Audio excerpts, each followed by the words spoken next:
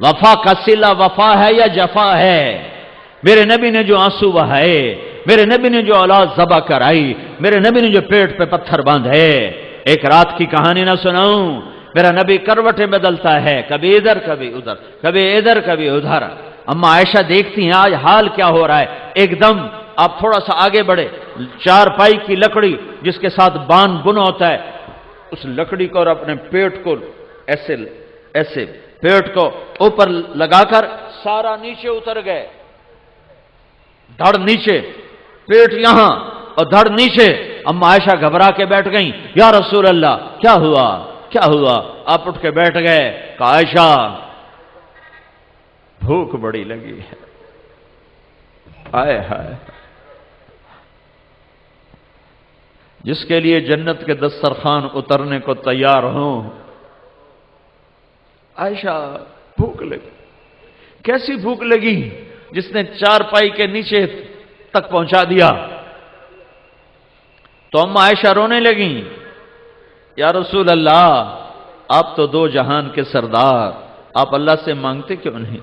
کہا عائشہ نہیں مانگوں گا، اسی بھوک میں چلا جاؤں گا۔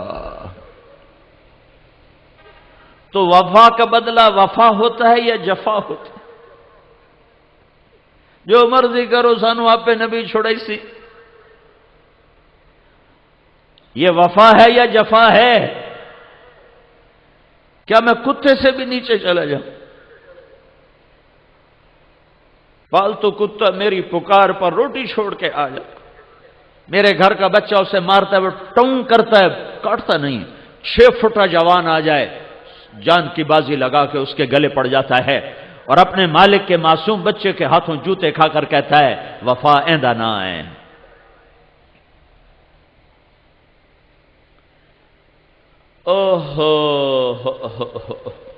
ایک چھوٹی سی کتیا ہمارے گھر میں آ گئی، میں بھی نہیں ہوتا، میرا بھائی بھی نہیں ہوتا، ہم تو مسافروں کی طرح ہیں، اب تو کوئی بھی نہیں ہوتا، والد بھی فوت ہو گئے، والدہ بھی فوت ہو گئی، تو میری ماں نے نوکر سے کہا اس کو روٹی ڈال دے۔ وہ ایسی عادی ہوئی کہ ہمارے گھر کی وہ پکی ہو گئی۔ پھر میری ماں بھی فوت ہو گئی، اس کو روٹی ڈالنے والا کوئی نہ رہا، اس نے ہمارا گھر نہ چھوڑا، وہیں بھوکی پڑ پڑ کے مر گئی۔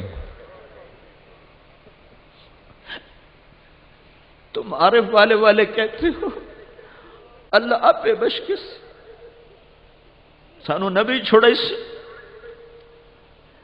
تو نبی تمہیں کتا پیش کرے گا، ایندے تمہیں ود گئے ہو، بھوکی مر گئی، ہمارا گھر نہیں چھوڑا، ہم تو ویسے نہیں ہوتے تھے، ماں کا بھی جنازہ اٹھ گیا، نوکرانوں کے ہی پرواہ، لیکن وہ میرے گھر کے دروازے پہ مر گئی، اور اعلان کر گئی کہ وفا اس کا نام ہے، اس کو کہتے ہیں عشق و محبت۔ تم اپنے نبی کے آنسو تو گنو، اس کے زخم تو دیکھو، طائف کا خون تمہیں بھول گیا ہے، جب 3 میل پتھر پڑ رہے تھے، کاش طائف کے پہاڑوں کی زباں ہوتی اور میں تمہیں لے کے چلتا اور ان سے پوچھتا بتاؤ یہاں کیا گزری میرے نبی پہ، اتنا با اقتدار انسان کہ اشارہ نہیں صرف ارادہ کرتا، ارادہ تو طائف کے اوباش بدماش بندر خنزیر بنتے، بجلیاں راکھ کر دیتی، زمین دھسا دیتی، ہوائیں اڑاتی، اور وہ 3 میل پتھر کھاتا ہوا جا رہا ہے۔ چشمے تصور میں دیکھو تو صحیح، پتھر کھا کھا گرتے تھے، پھر اٹھتے تھے، پھر بھاگتے تھے، پھر گرتے تھے، اور ایک دشمن کے باغ میں پناہ لینے پر مجبور ہوئے۔ زخم آسمان کے فرشتے 2 دفعہ روئے ہیں، 2 دفعہ۔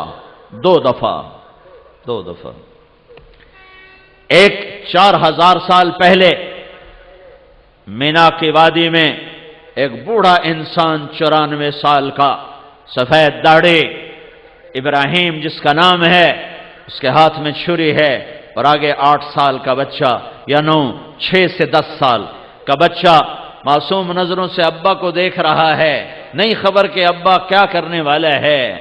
86 سال کی عمر میں بیٹا ملا ہے اور 94 سال کی عمر میں ذبح ہونے کا حکم ہو چکا ہے، اور باپ بیٹے سے کہتا ہے بیٹا تیرے ذبح کا حکم آ چکا ہے، کیا خیال ہے؟ آگے بیٹا کہتا ہے تو ابا دیر کیوں کر رہے ہو، جلدی کرو۔ بیٹا باپ کہتا ہے بیٹا تجھے خبر ہے میں نے کیا کہا ہے؟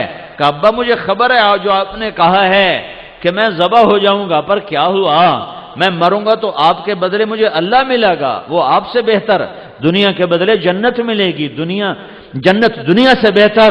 پھر ایک دم معصوم بچے کو ماں یاد آتی ہے، وہ کہتا ہے ہاں البتہ مجھے ماں کا غم ضرور ہے، جب اسے پتہ چلے گا تو اسے بڑا دکھ ہوگا۔ تو اب یہ معصوم بچہ اسکیم بناتا ہے، وہ کرتا اتارتا ہے اور کہتا ابا یہ کرتا اپنے پاس رکھو اور میری ماں کو جا کے دے دینا، اور مجھے اپنے کرتے میں کفن دے کر ادھر ہی دبا دینا، ادھر نہ لے جانا، ادھر میری ماں کو تکلیف ہوگی، اور میرے ہاتھ پاؤں باندھ دے اور میرا ماتھا زمین پہ ٹکا دے۔ وَطَلَّهُ لِلْجَبِينِ، اسماعیل کی وصیت کو قرآن بیان کر رہا ہے، ماتھا زمین پہ رکھنا، سر اوپر نہ ہو، چہرہ اوپر نہ ہو کہ نظروں سے نظریں ٹکرا کر کہیں تیرا ہاتھ نہ کانپے۔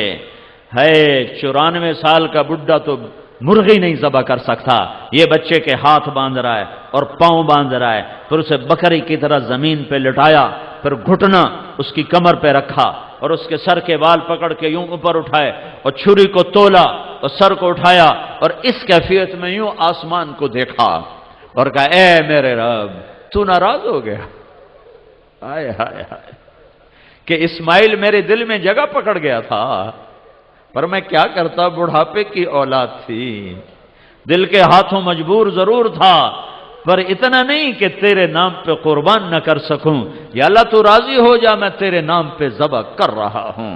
اس دعا پر ساتوں آسمان کے فرشتوں نے آنسو بہا بہا حشر کر دیا، چیخ چنگاڑا مچ گیا، اور پھر 4000 سال زمانہ آگے چلا گیا اور طائف کے میدان میں گیا ہوں، دیکھنے کے لیے گیا تھا۔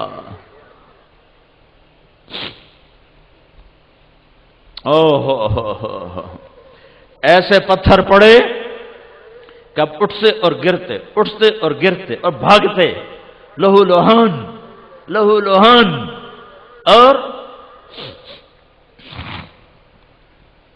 دشمن کے باغ میں پناہ لینے پر بے ہوش ہو کے گر گئے۔ تو پھر زید بن حارثہ غلام ساتھ انہوں نے اٹھایا اور دوڑ لگائی اور عتبہ کے باغ میں پناہ لی۔ عتبہ جانی دشمن، بدر کی لڑائی کا جھنڈا جس کے ہاتھ میں تھا، قریشی خون نے جوش مارا، کہا اے محمد بن عبداللہ کے ساتھ کیا ہو گیا، اور انگور توڑ کے لایا، پلیٹ میں سجائے جانے لگا، تو پھر وہ شرم غالب آ گئی اور اپنے غلام سے کہنے لگا یہ جو آدمی زخمی پڑا ہوا ہے اس سے کہنا تجھے رشتہ داری کا واسطہ یہ میرے انگور کھا لینا۔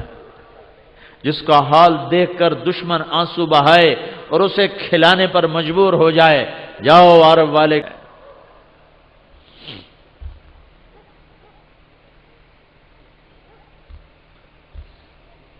ہائے ہائے، کلمہ نہ ہوا مذاق ہوا، شریعت نہ ہوئی مذاق ہوا۔ پھر میرے نبی نے دعا مانگی ہے، اللہم اشکو الیک ضعف قوتی وقلت حیلتی وہوانی علی الناس۔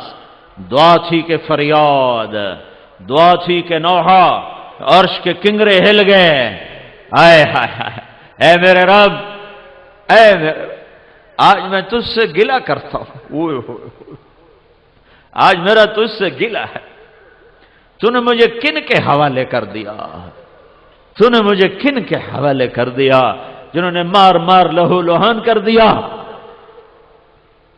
تو میرے رب کی غیرت، میرے رب کی حمیت، میرے رب کے عرشوں کے در، میرے رب کی غیرت جوش میں، پہاڑوں کا فرشتہ حاضر، یا رسول اللہ امر فرمائیں، یوں چلیں گے پہاڑ اور یہ سرما بن جائیں گے۔ رحمت للعالمین، رحمت للعالمین، رحمت للعالمین۔